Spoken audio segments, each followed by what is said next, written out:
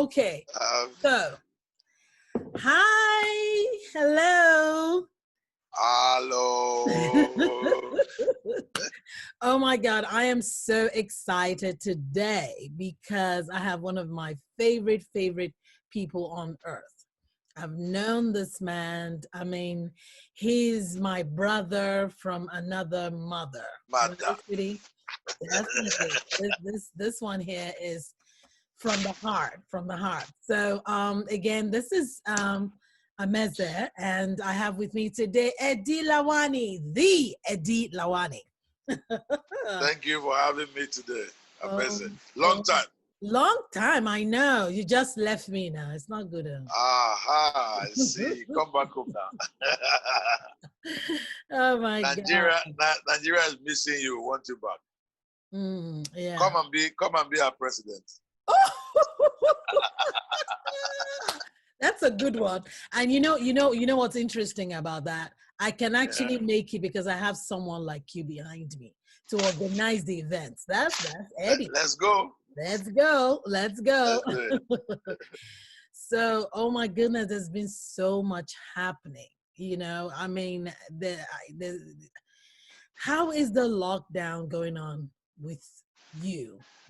How has it been with you business wise and generally?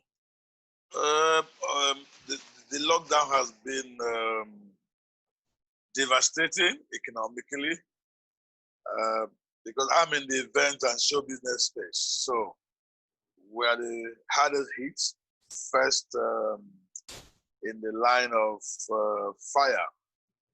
If people can't gather, then we don't have events. You can't go to location to film or do movie work. You can have concerts. You can't even do sporting events. You can't do weddings. Anything where people have to gather, that has been taken away from us, and that is where we thrive, consulting and organizing events. So economically, the lockdown has been devastating for those of us in the entertainment and especially the events, live event industry. But on the flip side, we want to believe that we have been locked down for our own good, so we all don't perish. Again, time will tell. Right. So for those of you who have been living on the rock or who have been living on the planet, I'm speaking to the Edi Lawani, who is just synonymous with the entertainment business. I mean, music, movies, promotion of shows and water view, which we're going to get into. We're going to get into that. Fashion shows, pageants. Fashion, pageants and what, I mean, oh my goodness, you've made history, you've made a mark. Wow. On the Nigerian territory. You have. I always say, and it's not just because you paid me to say this. No, I'm just no.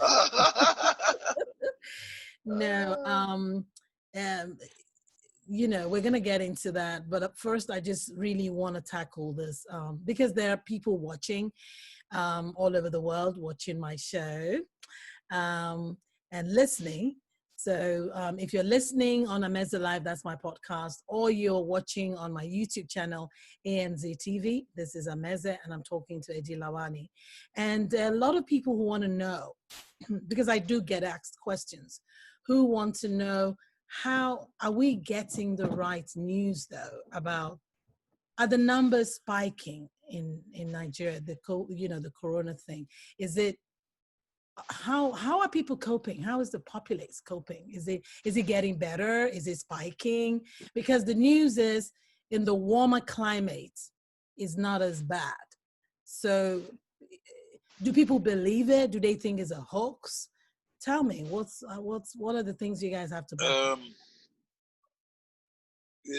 I have paid very keen attention to everything COVID-19 from since it started, again, for obvious reasons, because it has practically crippled our business. So we try to get information and compare notes to know what is happening. So from a very informed point of view, the signals are confusing. There is the global narrative, and then you come down to local, country per country level. It's a different picture. Then you go down to states by states, to local governments, to, like Americans say, counties or regions or clans. Right. It's different. It's a different story at different levels. Okay, so at the global level, it's like we're all dying. There's no way out. We're just trial and error, ventilator, no ventilator, hydroxychloroquine, no hydroxychloroquine. So we don't know. So more or less, like people are just surviving by luck. So you go into admission, maybe 2% of people that go into ICU come out. So essentially, there's no formula. Now you bring it down to the local level, take Nigeria or the African continent. And some people say, oh, there is or there is not. And again, the question is, COVID-19 is not something visual, like a rainbow that you can say, oh, we saw it in Ibadan, or we saw it in Kenya, or we saw it in Morocco. It's out there, it's a virus, as we are told, it's in the air. So until you see people getting sick and maybe dying before most people believe. So there are still parts of Nigeria where people believe that the story about COVID-19 is slightly,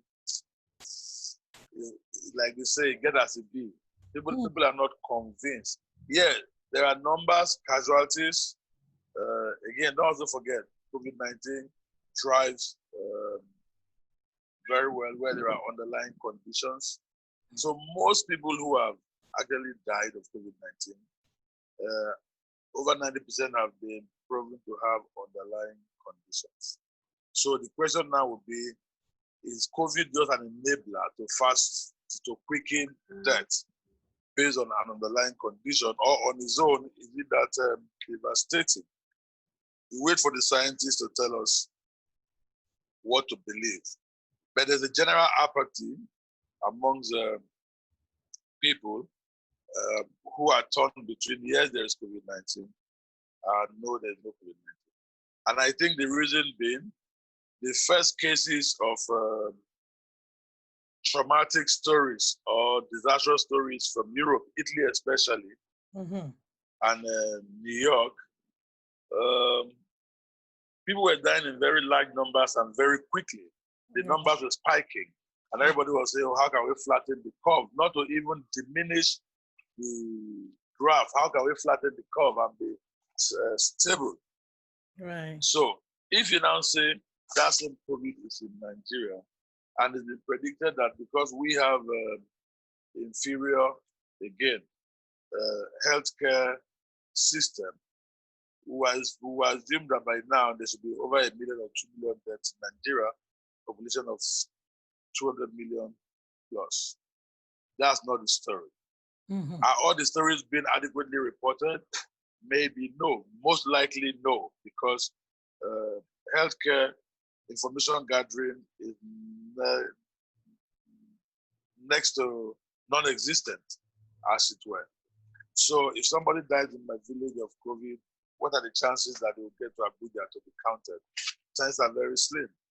Now, in terms of infection, are they testing enough? Maybe so far, I don't think in the population of 200 million, I don't think we have tested 2 million yet. That is again less than how many percent? You know, so, and when people get tested,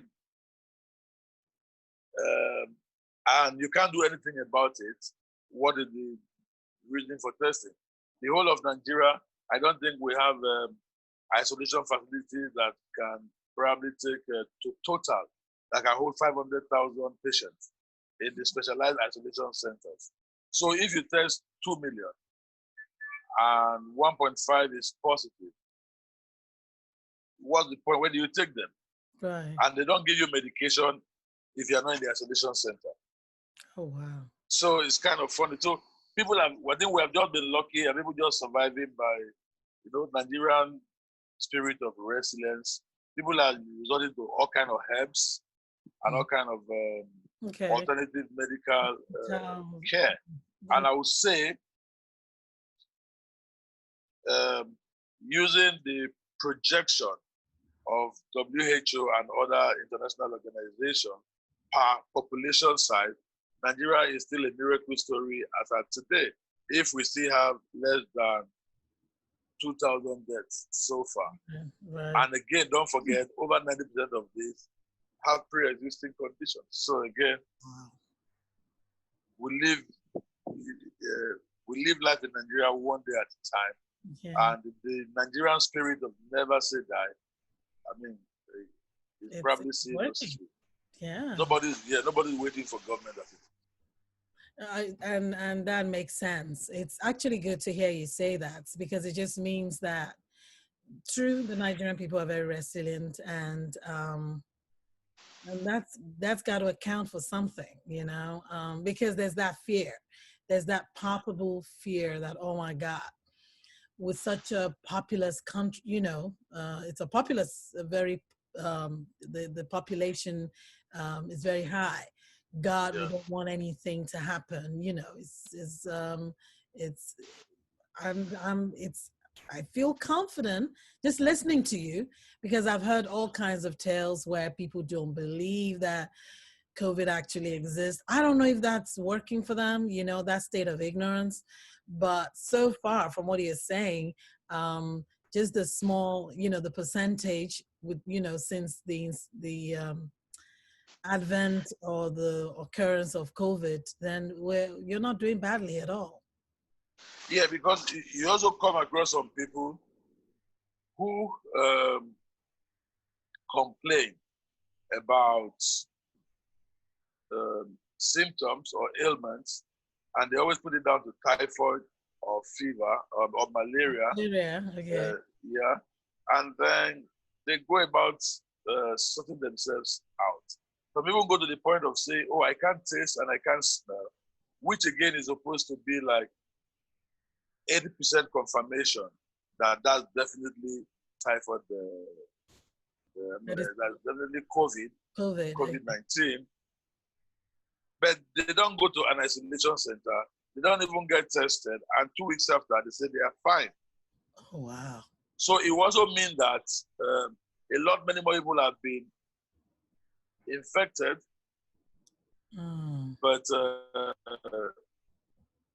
for some reason, it doesn't put down as many people as people would have expected, even in the face of not an acceptable protocol for treating it. So I think a lot of people have probably picked it up, and maybe because their immune system is strong and it fights it back, or because they use alternative medication.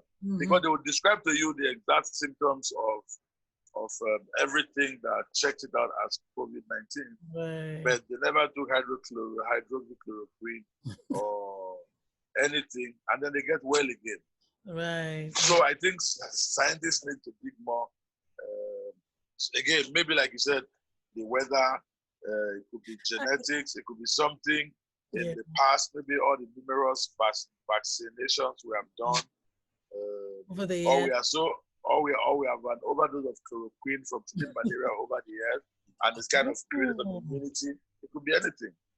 You know what? You might have, that just might be a point there that, because of the region and because everyone's talking about hydrochloroquine or no hydrochloroquine. Like you said, maybe we've had that in the system and then it's just kicking in and people are more resilient. It could just be that. Interesting. And also, again, this might sound funny, but some researchers I've spoken to seem to think there is a chance, although not yet medically proven. Could it be something to do with our diet? I mean, by the Western standard, they will always say Africans do not eat a balanced diet. Maybe you can eat carbohydrate in the morning, in the evening, and at night for weeks on end. Could there be something in the negative that is turning out positive now? Who knows? Who knows? It's all up in the air. And exactly.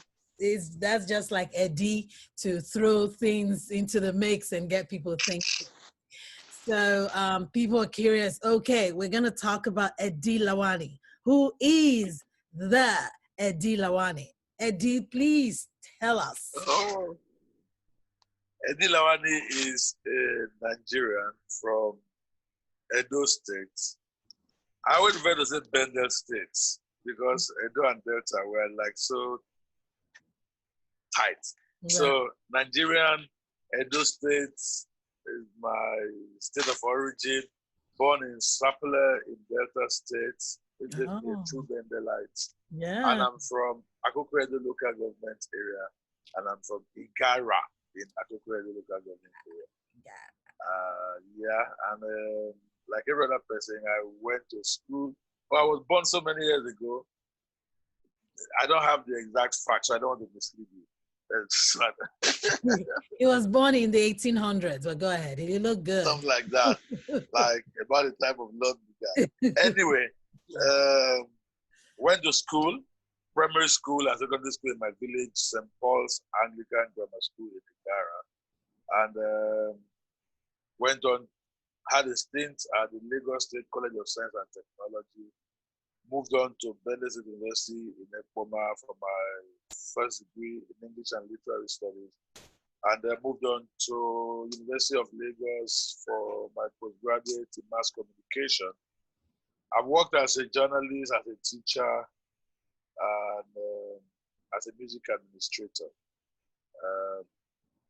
I settled down finally doing show business, having started from school, doing pageants and concerts. So today, I do a lot of events or across the range, the big stadium concerts. I don't do weddings. I don't have the patience for that. Yeah, weddings is the only thing I don't. And funerals.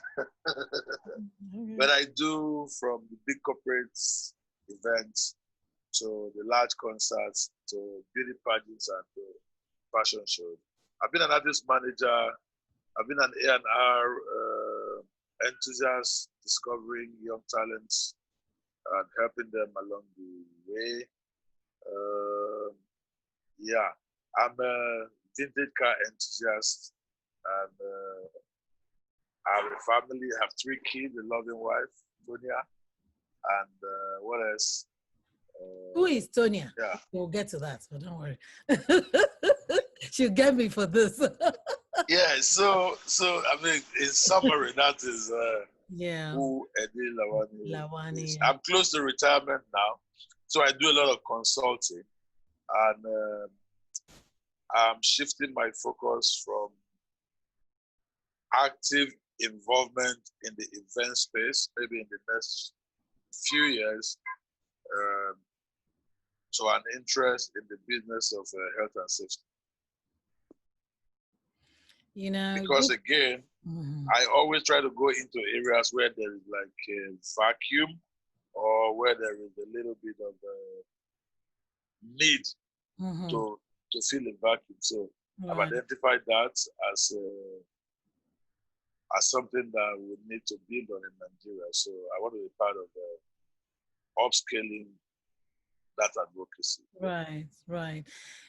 You know, just seeing you now on my screen and just talking to you just gives me nostalgia. I've known this man for a long. You heard him. You know, it's you're so dear to me. You, your wife, your kids, your family. You're just so dear. Thank you. Edi. Well, you know, when I think about you, I even remember back, even before Flesh and Blood. And by the way, he was one of my promoters, you know, Flesh and Blood. And, you know, just... It remains one of the biggest landmark projects in Nollywood. Oh, thank you. For those who know. They can do your research. But for those who know, before all the high-tech applications and computer possibilities to have pulled off that project the way it happened. Thank you. That was Nollywood ahead of its time. Yeah, I hear that all the time, and I give God the glory for that. So thank you for that.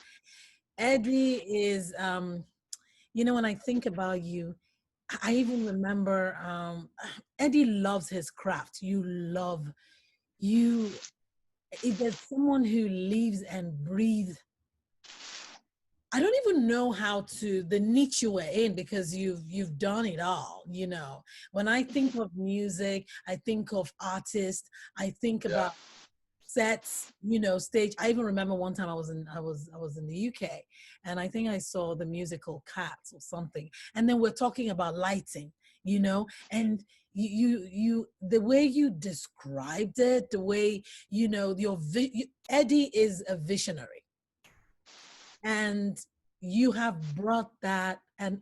To me, I believe, and it's not just me, you have changed the landscape of you know, I'm going to say the Nigerian entertainment industry, but I know it's not only restricted to Nigeria. You have the way your artists, you know, the way you package them.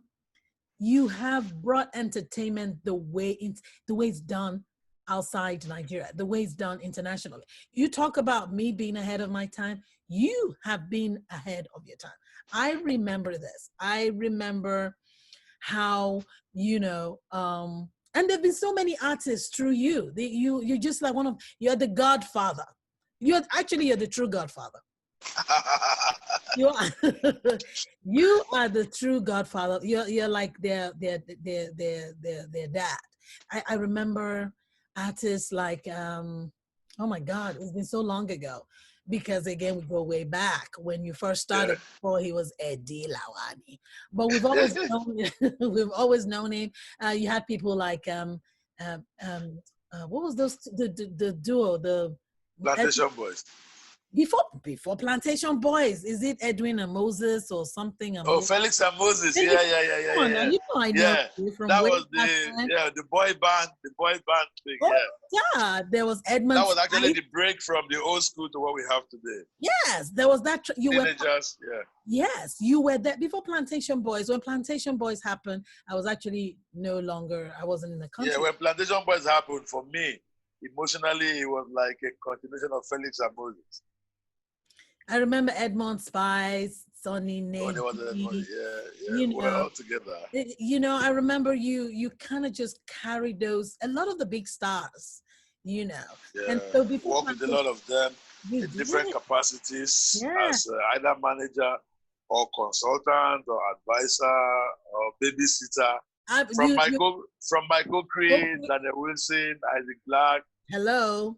Daddy Hello. Shoki, Daddy Fresh, the Ajegule boys. I remember the dance. Oh my God, Eddie. Oh, Yeah, yeah, I is like this just brings tears to my eyes, tears of joy because Oh, I thank God for remember Eddie also was in my movie Flesh and Blood. that. As a ghost. No, that doesn't go. People will As get a ghost landlord. the ghost of the Lord, but yeah. Are you in touch with like the? Let's just go back to the early like Yeah. the Edmund Spice and the Sunny Age. Are you still in touch with all those Yeah, people? yeah, yeah. Funny enough, I'm in touch with Felix and Moses. Unfortunately, Moses passed. Unfortunately, you know, there were two. The one that had the Michael Jackson kind of voice, he Yeah. passed a few years ago. May so rest in peace. So Felix is one of the. Felix is a CEO of Oracle Events, and he's so successful in the marketing communication business that he raised his company raised as probably one of 10 biggest in Africa today. From singing and dancing, the CEO of the that must marketing. make you proud, Papa. Yeah. Yeah. And we're still very much in touch. And he's like grown so big. And the good thing is still retains those family values of humility Yeah. and a lot of charity. And, I mean, he's doing very well. I'm very impressed. And of course, unfortunately, Raskimono, who was practically the last artist I managed, passed some years ago too. But we still have the Plantation Boys, even though they are all separate now. Two-Face, Blackface, and Face Chibuzo. They're doing fine. And so in AG, we're still in touch. It actually helping him put up some interesting game show that he's trying to put up now. So people are doing different things and they're doing well. We're still together. Alibaba, Daddy Shoki, we're all still in touch. This is just lovely. Before we get to the Plantation Boys, I just wanted, you talked about Ras Kimono, and I remember that you know, we got in touch in that period, and when you told me, Eddie, you're good. You know, Americans would say you're a good soul. You're a good person. You're a good person. You are. You are. And that's good people. You have good people, but then it takes a good person to, is that energy you give out that, you know, that attracts, you know, you're very dear to me. I know you know that, you know. Yeah, look. Spiritual. And I'm sure you know how dear you are to me. To us, not just to you. Yeah, look. Yes, so.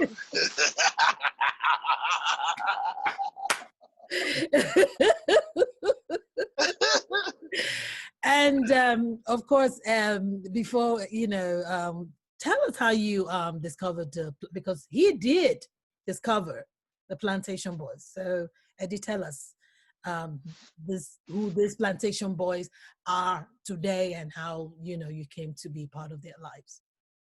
Well, like I say, something that's destined to happen, and maybe God just puts us in strategic junctions to fulfill some roles. So I try not to take credit, but again, because I manage musicians and I also go out of my way to help a lot of artists way back, I'm not able to do much of that now, maybe age, generational gap and stuff.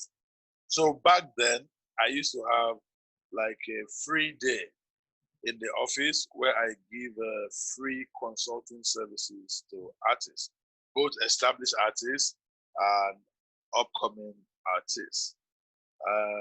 So people, when they have problems, they come to me. I mean, all kinds of problems, even though I was struggling then. But I always find a way to like deal with the, help everybody as much as I can. My auntie had a restaurant just around the corner from my office. And I would more or less like, I had like a ticketing system in my office where anybody who came to the office and was hungry got a ticket to go there and eat. And then at the end of the month, I'll pay. So, I mean, my office was full of artists, passers-by, and all of that. So one day, the hangout. Yeah, yeah, exactly. So on a particular day, my friend, one of my boys, Willie Walkman. Oh my goodness! Yeah, I remember Willie Walkman. Oh my goodness! My first PA ever. Yes, I remember Willie. Yes. Oh my goodness. So Willie Walkman, he comes to the office from time to time, and then he said he came with two boys, and he said, "Oh, these are boys. They are from Benue State. They have talent. They want to sing." I'm like, "Oh, okay. You guys, you are free to come here at any time. Whatever I can do for you." Then they disappeared.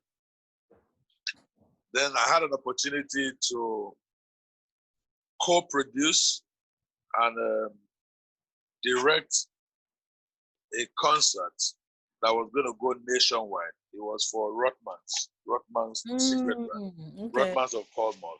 Okay. And hip-hop was in its infancy in Nigeria. So they wanted to catch on to like a young population that were trying to listen to American hip-hop. But those artists didn't, that genre of music didn't exactly exist in Nigeria at the time. But then there was this group, the Remedies, that had just been formed. And they had just made a monster hit track, Shakomo. And then they were already penciled down to go on the tour as the headliner.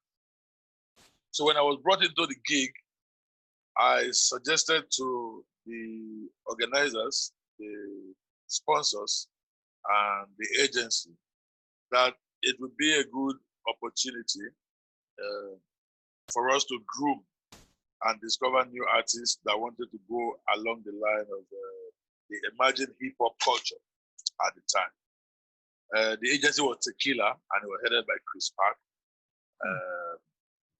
Great guys, Tunji Adeyemi, great guys.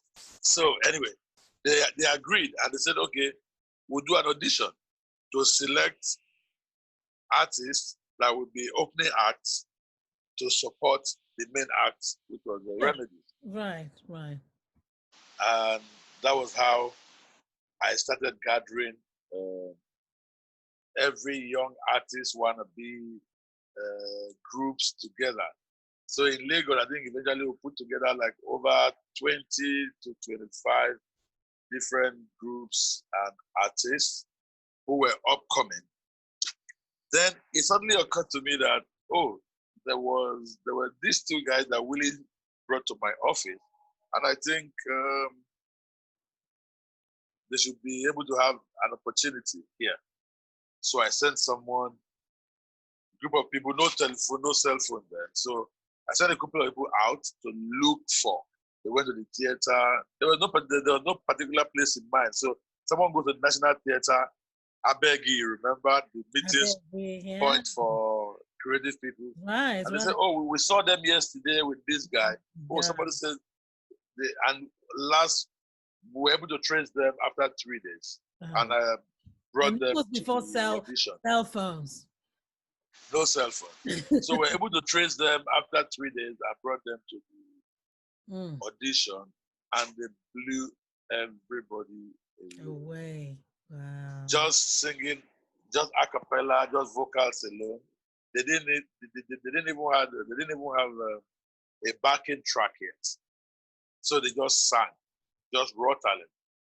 And the organizers the sponsors were so impressed. Again, it's one thing that I believed in them. I also didn't want to be unfair to other people. So everybody went through the same process of the audition. And they gave a good account of themselves. And the sponsors were like, wow, these guys are like incredible. So there and there, they signed them to become the second headline act.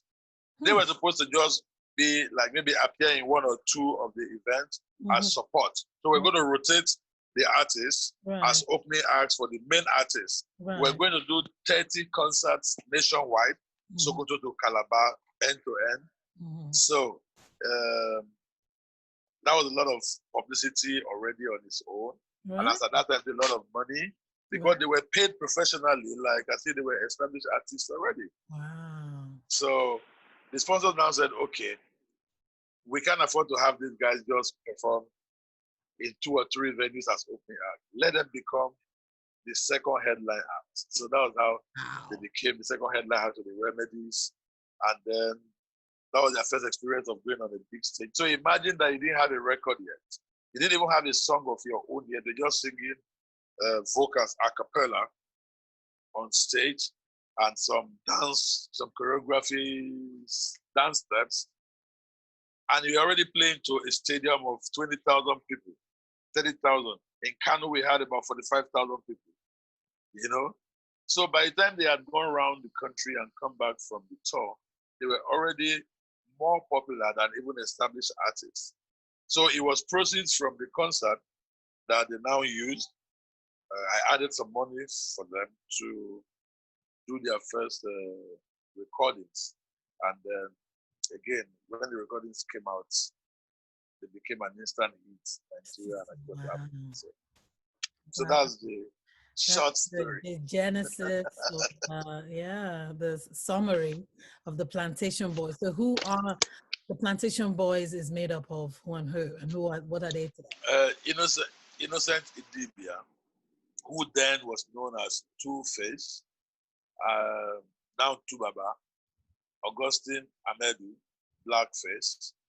Then both of them were the Plantation Boys, and they later brought in Chibuzo, who became known as Face. So it became Face, Blackface, and Two-Face, together known as the Plantation Boys. And of course, as you know, with success, they've since gone their separate ways, and they are Boy three bands break up all the bands. time. Mm-hmm. Yeah, but the good news, well, something in the kitty, we want to tell that story for posterity and put it on film. So it's my project plan for um, end of next year. You're doing a For the reunion. end of You're doing a reunion. no, Is no, that no, what you no. said? I'm putting the Plantation Boy story in film. Oh, lovely. Nice. Yeah. Nice. And if I know Eddie, Eddie, please, when you're going to do this film, give yourself credit. Eddie loves to Eddie that it's the truth. Eddie likes to Yeah, take. you know the way I look at it. I mean, you do things. Okay, you are there talking about it now. That's more than enough for me. So I mean, there's so many things I get involved with, and I just feel, maybe God just wanted you to be there to give that helping hand. And I've also received blessings uncountable. Right. Yeah, so for me, people come to me and say, "Oh, somebody just told me you did this. I had no idea." I'm like, "Yeah, I didn't have to tell you, because you see, there are some artists that I've also invested in, that I've helped, who never succeeded. Do I also take blame for their failure? No." So I let it be. The artist, or people that I've encountered and it worked out for them, yeah, let them give the testimony and say, "Oh, this person was there for me. This person did this for me then." Right. Yeah, And I'm that's fine. always a good. Because It's I a still good bring place it to down be. to the fact that you can advise an artist and you can spend money on an artist.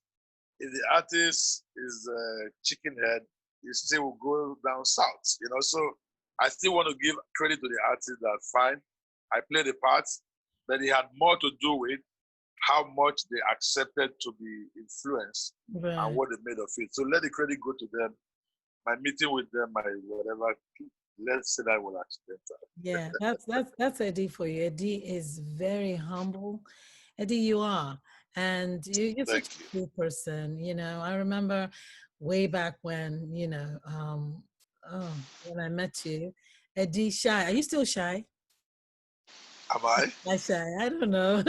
Anyway, and what was funny about it is you're so visible. And then when you get to meet him, he's so humble and he's back then you were shy. Tony, I don't open your eye now.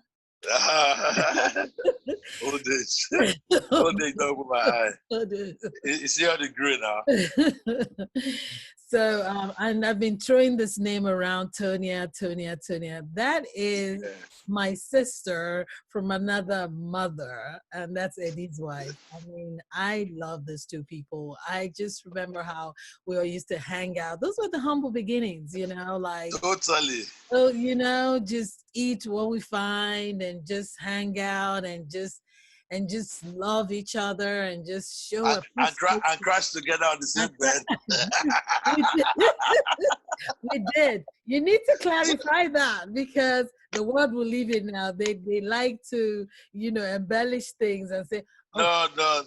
This is family, brother, sister. This is just brothers and sisters. It was humble beginnings where it's just like artists, wherever it's either my house, the house that is home, and then we all just crash together. And that is true. That is true. But again, that's the beauty of friendship. How many years and we're still here, and it's family forever. So that's the value. You can't fake it. If you fake it, it won't last. So it's from here. Yeah, it is. We're together. It is. Yallop. Yallop. So Eddie's married to lovely Tonia, and wow, it's a love story. It's I will have 3 kids to the three bucket. beautiful, wonderful, lovely, kids with good head on their shoulders. Are any of them following your footpath, your footsteps? Um, well, they all grew up appreciating creative arts generally. So, but my son produces music right now. He's Yes. as a side hobby to his studies. So Yeah. he produces. I think he even has some of his works, Spotify, on, Nice. on Apple Music Yeah. and Right, right, right. stuff. Yeah, and then he's also enthusiastic about audio engineering. Mm. The last time he was on holidays, and it coincided with the Nigerian, with the African Magic Viewers Choice Award, which my company was producing, technical producers for Mnet. Yeah, he worked with the team, and he was actually entrusted with one of the very critical aspects of the production for the night, in charge Wow. of engineering the orchestra. Nice. Oh, And that's big. yeah, with supervision, and he was left to queue for That's the a, show. I yeah, was that's a scared, big like, you know that's a what, big responsibility. if Yeah. anything goes wrong, I'm killing everybody on location. Of He survived it. So I think that kind of boosted his confidence. So course. yeah, to that extent, then my daughters, one of them writes from when she's, I don't know, sometimes it just gets to her and she can just go writing rapidly, sound and stuff. So I guess they've got a little bit of that. And again, growing up, they all learned one music instrument or the other, either the violin Mhm. or the keyboard or something. Even, I mean, they will learn halfway and stop. But they had this interest, like, in things happening in the music industry and around.